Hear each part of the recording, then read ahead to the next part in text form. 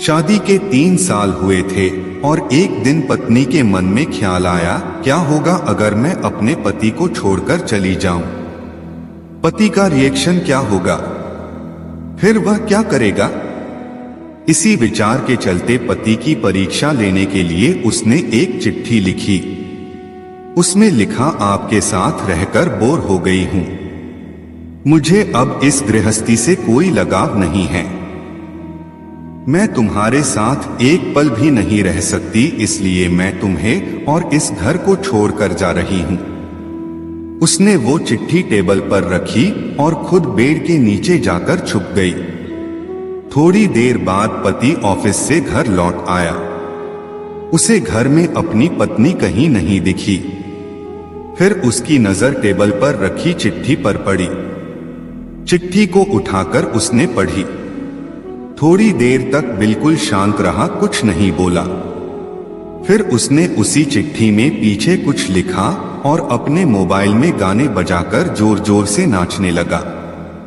फिर उसने अपने कपड़े बदले और अपनी एक फ्रेंड को फोन लगाया और कहने लगा, मैं आज आजाद हो गया हूं। मेरी बीवी को आखिरकार ये एहसास हो गया कि वह मेरे काबिल नहीं है, इसलिए वह खुद ही मुझे छोड़कर हमेशा के लिए चली गई है और मैं अब आजाद हो गया हूं।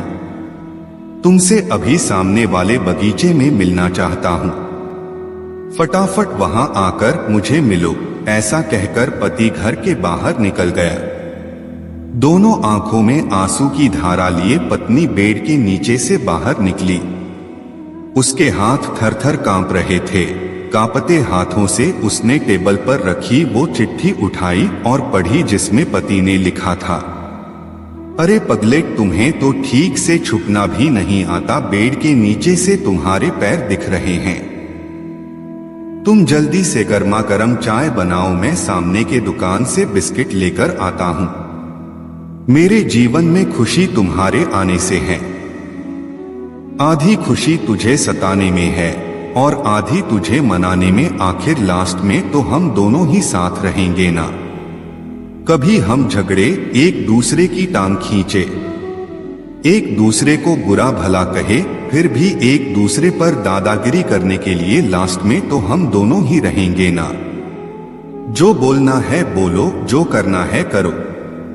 जब चश्मे गुम जाएंगे तब एक दूसरे के चश्मे ढूंढने के लिए लास्ट में तो हम दोनों ही रहेंगे ना।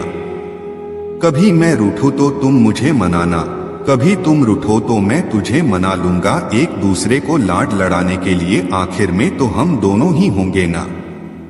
जब नजर कम आएगा, सुनाई भी कम देगा, तब एक दूसरे में एक दूसरे को ढूंढने के लिए हम दोनों ही होंगे ना। जब घुटनों में दर्द बढ़ जाएगा, कहीं आना जाना भी बंद हो जाएगा, तब एक दूसरे के नाखून काटने के लिए तो हम दोनों ही होंगे ना। मेरे रिपोर्ट तो बिल्कुल क्लियर है। आई एम ऑल राइट बोलकर एक दूसरे को चिढ़ाने के लिए आखिर तो हम दोनों ही होंगे ना। जब हम दोनों का साथ छूटेगा, अंतिम विदाई होगी, तब एक दूसरे को माफ करने के लिए आखिर हम दोनों ही होंगे ना।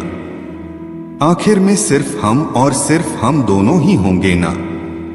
प्रिय दर्शकों, कहानी खत्म होते होते बीवी का रो रो कर बुरा हाल हो गया। उसे पता चल गया कि उसका पति उससे कितना ज्यादा प्यार करता है। और आप भी सच सच बताना, क्या इस कहानी को पढ़ते पढ़ते आपकी आंखों में भी पानी आया या नहीं?